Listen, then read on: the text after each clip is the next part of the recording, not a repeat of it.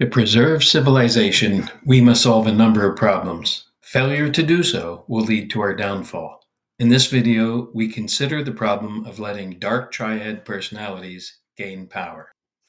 The Dark Triad personality has three components: narcissism, a tendency towards grandiosity, arrogance, and excessive self love; psychopathy, a lack of empathy or remorse, with tendencies to be bold and impulsive, inclined towards antisocial and criminal behavior; Machiavellianism, a drive to lie, manipulate, and strategize to gain power. When Dark Triad personalities gain power, they use the systems to promote their own fame, wealth, and power. Their mad drive for control undermines the freedoms and the systems that help civilization endure. The survival of civil society depends on keeping Dark Triad personalities from gaining power. All too often, we appeal to vague theories we believe sound ideal.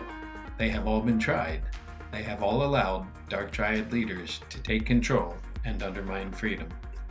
Marxist movements that seemed to start with good intentions were all quickly taken over by Dark Triads who undermined the very ideals that their movements fought to instill.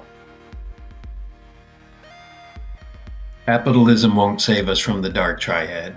Corporate history is dominated by executives who owe their billions to the willful harm they committed for personal gain. Religion does not protect us from the Dark Triad. Dark Triad figures have regularly used religion to gain power over others. These figures do great harm when they push their religion to take over governments. Democracy is extremely susceptible to the Dark Triad personality.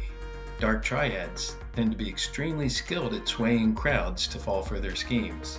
Some use religion to make their self-interest appear moral.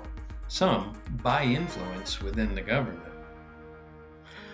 None of the popular isms have prevented Dark Triads from gaining power and doing harm. So what should we do? If the answer was easy, it would be done already. But we must try. We need to ensure that government is structured to limit power. Nobody and no organization should be allowed to use power for self-interest. If we want our society to endure, we must place limits on excessive wealth, limits to prevent wealth from being used to gain power or manipulate others. We need to create social norms that respect cooperation rather than status, productivity rather than amassed wealth. We need people to have concerns, not admiration, when they see power concentration. Civil society will not persist if the Dark Triads gain power.